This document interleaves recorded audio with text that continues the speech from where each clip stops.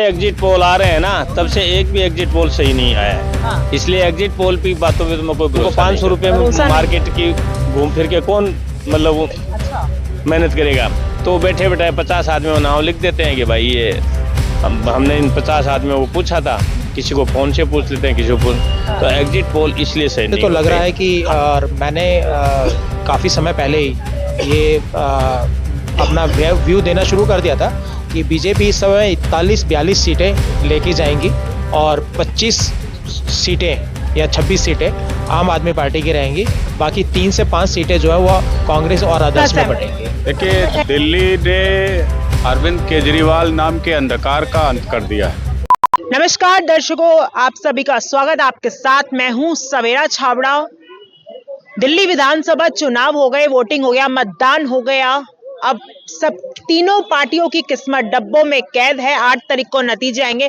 फिलहाल जो exit poll आ रहे हैं वो बीजेपी को सरकार बनाता हुआ दिखा रहे हैं। कुछ लोग मौजूद हैं, उनसे जानेंगे कितने एग्जिट पोल से ये सहमत है, क्या कहेंगे, कितना लग रहा है अब की बात। जब से एग्जिट पोल आ रहे हैं ना, तब से एक भी एग्जिट पोल सही नहीं आया है। हाँ। इसलिए एग्जिट पोल की बातों में तो मैं कोई भरोसा नहीं करता। भरोसा नहीं है। हाँ, इसलिए नहीं है क्योंकि जो एग्जिट पोल करने वाले लड़के होते हैं वो व्हाइट कॉलर होते हैं, उनको 500-500 रुपए देते हैं। अच्छा। जबकि उनके जॉब के आज एक मतलब कोई भी मरे से मरा लेबर जाता है वो भी 800 रुपए लेता है।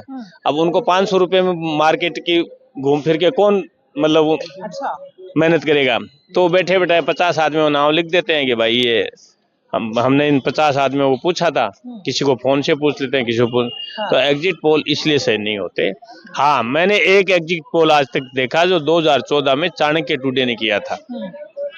उसमें उन्होंने बीजेपी की 270 सीटें 75 सीटें बताई थी। उस वक्त बीजेपी को 282 सीटें मिली थी।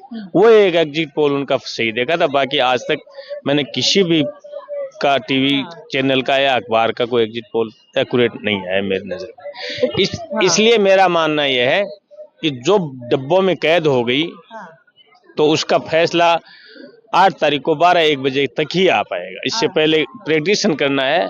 मेरा अपना मानना है कि केजरीवाल जी अपना चुनाव हार रहे हैं, आतिशी जी अपना चुनाव हार रही हैं और सिसोदिया जी, ये तीनों सीट आम आदमी पार्टी हार रही है। अच्छा, जो चुनाव वोटिंग वाला दिन हुआ उस दिन भी बड़ा बवाल मचा। सिलमपुर की बात करी जाए और मनीष सिसोदिया की खुद की सीट की आपने देखी होंगे वीडियो, तमाम पैसे बढ़ते हुए इस तरीके की वीडियो सामने आई, उसे कैसे देखते हो? मेरा कहने वाला इस देश में लोकतंत्र है नहीं। क्यों कि वोट पौवा पी के दे देते हैं, पैसे लेके दे देते हैं, खाना खा के दे देते हैं। तो ये लोकतंत्र की बात है। लोकतंत्र वो होता है जो स्वतंत्र रूप से लोग अपना वोट करें। और मैं तो ये मानता हूं कि दुनिया में लोकतंत्र नाम की कोई चिड़िया आज तक मैंने ना पढ़ी है ना देखी है, जो पारदर्शी तरीके से कहीं भी चुनाव हो, चाहे वो अमेरिका का हो, चाहे इंडिया का हो, चाहे किसी और दूसरे देश का हो। लोकतंत्र एक कागजी चिड़िया है, उसको आप अपनी मर्जी से उड़ाते रहो और अपनी मर्जी से उसको बैठाते रहो। सरकार कौन बनाता हुआ लग रहा है आपकी नजरों में? आज का जो प्रेडिक्शन लग रहा है, लोगों के यूज ले रहे हैं, उस हिसाब से बीजेपी को 41 से 46 सीट 50 सीट तक भी आ सकती है। आ सकती है। जी जी, लग रहा है 27 साल का इनका वनवास टूटेगा। टूट गया। मेरी नजर में टूट रहा है, बाकी तो मैं नहीं बता सकता। आपकी नजर में टूट? हाँ, मेरी नजर ये लेकिन आपने देखा होगा आज सुबह से एग्जिट पोल कल से ही दिख रहे हैं। इनफैक्ट एग्जिट पोल जो है, और एक के कईयों के चेहरे पे खुशी है तो कईयों के चेहरे पर उदासी है। लेकिन कई दावे कर रहे हैं कि एग्जिट पोल होंगे फेल। नहीं, वो तो नेता की फितरत होती है कि जब तक उसको पब्लिक 4 जूते मार के बाहर नहीं निकालती तब तक वो रिजल्ट को एक्सेप्ट करता ही नहीं। जब उसको एसडीएम हाथ में, कुछ लोग तो मैं आपको ये बता रहा हूँ, एसडीएम से हार का सर्टिफिकेट पे साइन भी नहीं करके आएंगे। वो अपने विवेक से घोषणा करेंगे और बाद में वो मानेंगे कि या उसका पोलिंग एजेंट है वो साइन करके आएगा। ये तो अमूमन 2 घंटे बाद में अपनी सीट, काउंटिंग सीट छोड़ के बाहर निकल जाएंगे। क्योंकि ये इस देश के नेताओं की फितरत है। ये इस देश के खिलाड़ियों की फितरत है कि मैं हार गया, मेरे को गलती से हरा दिया, पक्षपात कर दिया। तो या तो पक्षपात सब जगह ही हो रहा है या फिर राजनीति में भी हो रहा है। तो राजनीति हो रही है। हाँ, राजनीति हो रहा है और क्या, राजनीति है, इससे क्या, इससे ज्यादा और क्या कहोगे? जी, क्या कहेंगे, क्या नाम है आपका? मेरा नाम मनीष सिंह प्रजापति है। क्या है लग रहा, मतलब अब जो एग्जिट पोल आए हैं कितना सहमत है उस एग्जिट पोल से? देखिए, एग्जिट पोल सर्वे जो होता है वो जनता के बीच में या ग्राउंड लेवल पर तो होता नहीं। ये एसी के थिएटर में बैठ के 2 लोगों को, 4 लोगों को या पब्लिक को फ़ोन मिला के, जिस तरह से शाम को वोटिंग ख़त्म हुई उसके 5 बजे के बाद लोगों को फ़ोन करके पूछने लगे, मशीनें पूछ रही है कि आपने वोट किसको दिया। इस तरह से तो ये सर्वे करते हैं। उसमें कुछ जवाब देते हैं, कुछ जवाब गलत भी देते हैं, कुछ जवाब बिल्कुल ही नहीं देते, फ़ोन ही काट देते हैं। कल मेरे घर पे मेरे रिश्तेदार आ रखे थे, 3 बार तो मेरे सामने उनके पास फ़ोन आ गया। अच्छा, ये सर्वे का तरीका है इनों का। ये लोग ग्राउंड पे निकलना नहीं चाहते, तो कहीं ना कहीं सर्वे ग्राउंड लेवल पे होते नहीं, तो इन पे विश्वसनीयता का एक प्रश्नवाचक चिन्ह लगता है यार। सर्वे बता रहा है बीजेपी की सरकार बन रही है दिल्ली में, क्या इससे आप सहमत हैं? देखिए, बीजेपी की सरकार बन रही हो या केजरीवाल की या कांग्रेस की, ये तो 8 तारीख को ही सही मायने में पता लगेगा। लेकिन जिस तरह से वोटिंग हुई है और वोटिंग का प्रतिशत रहा है, उस हिसाब से तो लग रहा है कि मैंने काफ़ी समय पहले ही ये अपना व्यू देना शुरू कर दिया था कि बीजेपी इस समय 41-42 सीटें लेके जाएंगी और 25 सीटें या 26 सीटें आम आदमी पार्टी की रहेंगी। बाकी 3 से 5 सीटें जो है वो कांग्रेस और अदर्स में बटेंगी। कहीं ना कहीं आप एग्जिट पोल से मतलब आपका मेल खा रहा है। पोल तो देखिए आज आया है, कल आया 5 कह रहे हो कहीं ना कहीं आपका मेल खा रहा है। हमने तो चुनाव की घोषणा से वक्त ही बता दिया था क्या इस समय समीकरण बैठेगा, तो वो समीकरण आज भी हम उसी बात पे कायम है। बाकी 8 तारीख को देखते हैं। खैर, सबकी किस्मत डब्बों में कैद है और नतीजे किस ओर जाएंगे ये तो वक्त बताएगा। क्या नाम है आपका? मैं विनय कुमार सिंह। क्या लग रहा है, डब्बों में किस्मत कैद हो गई है तीनों पार्टियों की, एग्जिट पोल भी सामने है, कितना सहमत है? देखिए, दिल्ली ने अरविंद केजरीवाल नाम के अंधकार का अंत कर दिया है। जो लूटपाट हो रही थी, जो बेईमानी हो रही थी, रिश्वत कांड को अंजाम दिया जा रहा था, हर काम में दलाली हो रही थी, उस सब का दिल्ली वालों ने माकूल जवाब दे दिया है। दूसरी बात, जिस अरविंद केजरीवाल ने दिल्ली वालों को पहले तो बेड नहीं दिया, राशन की दिया तो उसमें भी घोटाला खा गए, नर्सों का भोजन खा गए, दवाई खा गए, ऑक्सीजन खा गए, आनंद विहार बेच के मरवाने का काम किया, वही अरविंद केजरीवाल को दिल्ली वालों ने उनकी दवाई, उनकी ऑक्सीजन, उनका सब कुछ बंद करके दिल्ली से पैकअप कर दिया है। 8 तारीख को पैकअप कर दिया है। और अब अरविंद केजरीवाल जो कहते थे पूर्वांचल वाले आते हैं 500 रुपया लेके और अपना इलाज करके जाते हैं, उन्होंने ऐसा इलाज कर दिया पूर्वांचल वालों ने कि अब अरविंद केजरीवाल को 500 रुपए लेके आने पड़ेंगे दिल्ली में, तब उनके लिए ऑक्सीजन बेड, डॉक्टर, नर्स उपलब्ध होगी। तो बहुत माकूल जवाब दिया है। एक्चुअली में हुआ क्या कि अरविंद केजरीवाल, उनकी पार्टी ने प्रेस कॉन्फ्रेंस को गवर्नमेंट समझ ली और अपने झूठ को इतना स्मार्ट समझ लिया कि वो उन्होंने जनता को ही बेवकूफ समझ लिया। जब जब किसी राजनेता ने, किसी पॉलिटिकल पार्टी ने जनता को बेवकूफ समझने की कोशिश की या उसको बेवकूफ बना करके सत्ता में रहने की कोशिश की, इस देश की जनता ने उसे कहीं का नहीं छोड़ा। चाहे कांग्रेस का अस्तित्व आप देख लें, चाहे मायावती का देख लें, चाहे मुलायम अखिलेश का देख लें, चाहे बिहार में देख लें, चाहे आप आंध्र प्रदेश में देख लें, चाहे आप तेलंगाना में देख लें, तो जनता को बेवकूफ समझने की जो गलती अरविंद केजरीवाल और उनकी पार्टी के नेताओं ने किया, उसी का ये नतीजा है कि दिल्ली पूरी बजबजाती रही और ये भाषण पे भाषण देते रहे, इनको शर्म नहीं आई। दिल्ली पूरी पोल्यूशन से गैस चैम्बर बनती रही, 1 किलोमीटर सड़क ये साफ नहीं कर पाए और भाषण पे भाषण देते रहे, प्रेस कॉन्फ्रेंस पे प्रेस कॉन्फ्रेंस करते रहे। नतीजा ये हुआ कि दिल्ली की जनता ने न केवल धूल में मिटाया है, बोरिया बिस्तर बांध करके दिल्ली के बाहर फेंक दिया है। और ये परिणाम आपको 8 तारीख को और भी चौंकाने वाले आएंगे, क्योंकि देश में जो परिणाम आ रहे हैं तमाम राज्यों में, वो कुछ ऐसे हैं कि एक साइड, एकदम वन साइडेड मैंडेट मिला है। चाहे उत्तर प्रदेश हो, चाहे बिहार हो, चाहे आपका महाराष्ट्र हो, चाहे आंध्र प्रदेश हो, चाहे तेलंगाना हो, चाहे मध्य प्रदेश हो, पंजाब हो, जिसको दिया जनता ने भरपेट दिया है, फुल कर दिया है। तो अरविंद केजरीवाल का दिल्ली से पैकअप है, उनकी पार्टी का पैकअप है, उनके नेताओं का पैकअप है।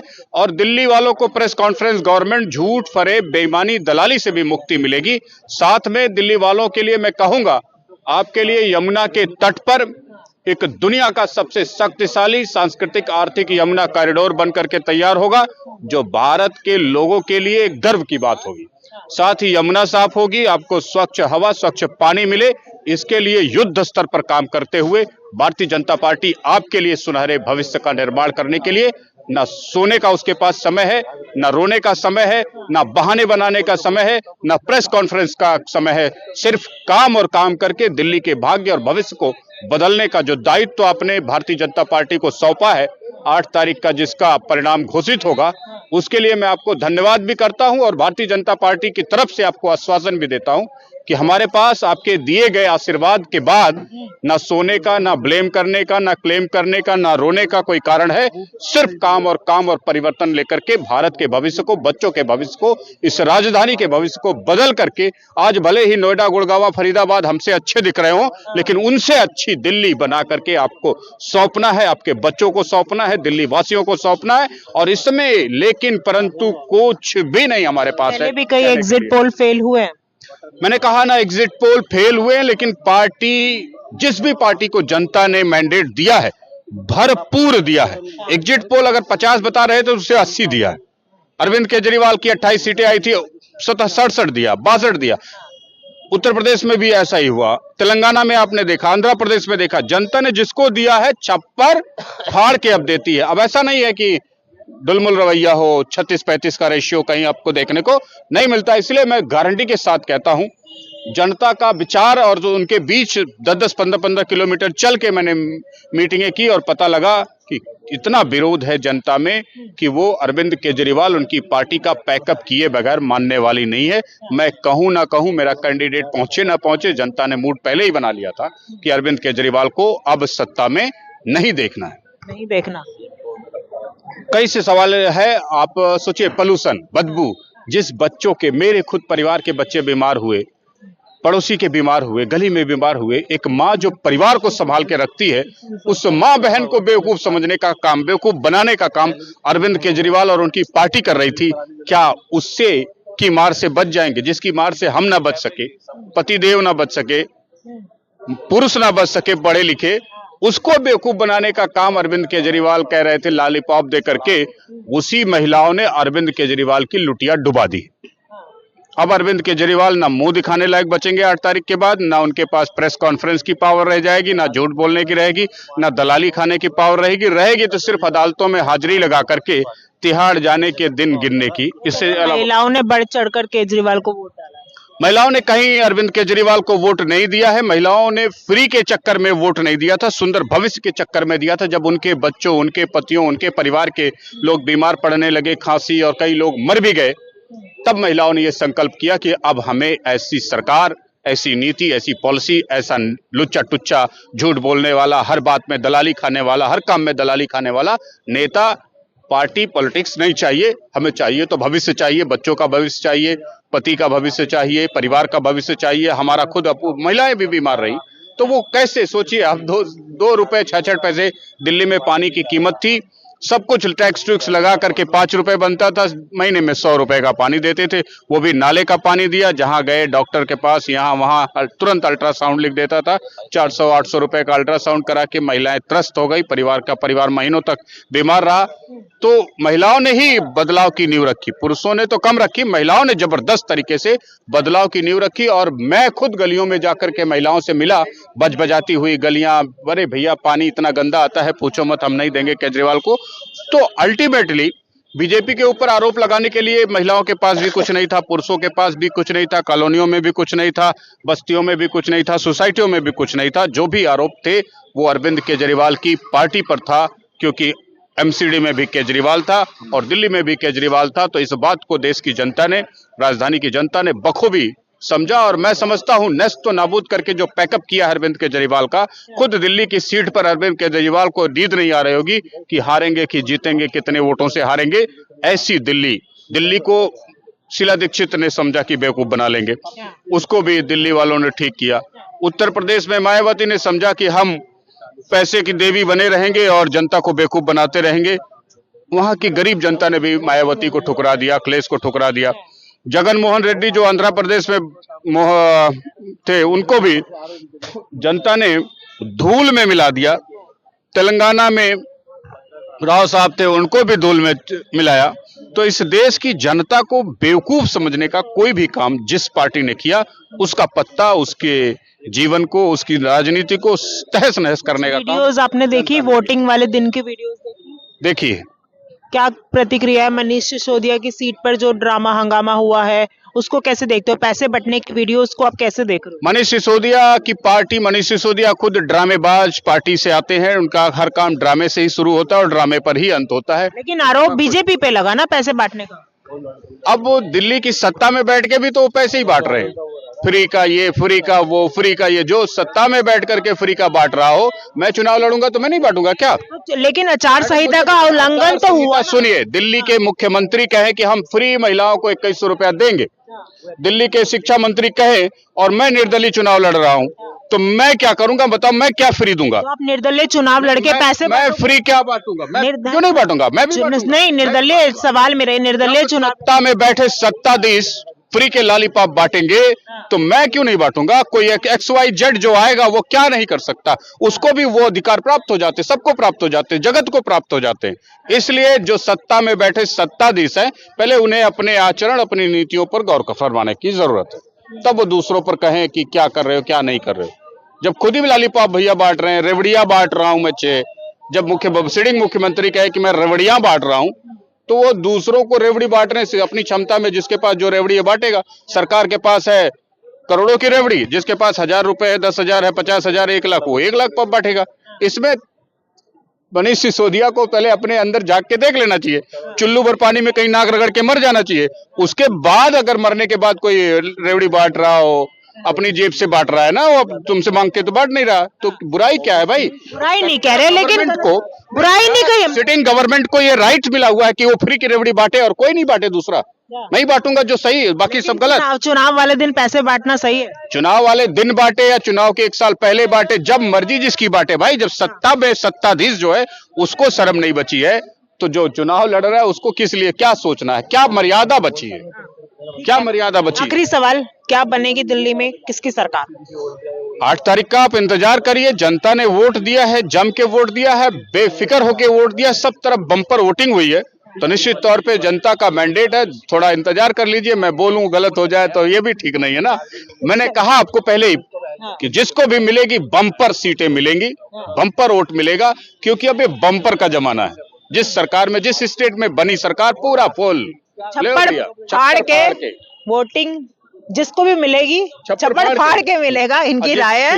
एग्जिट पोल कितने सही साबित हो गए हमें कमेंट करके बताएगा। फिलहाल के लिए इस वीडियो में इतना ही। जय हिंद, जय भारत।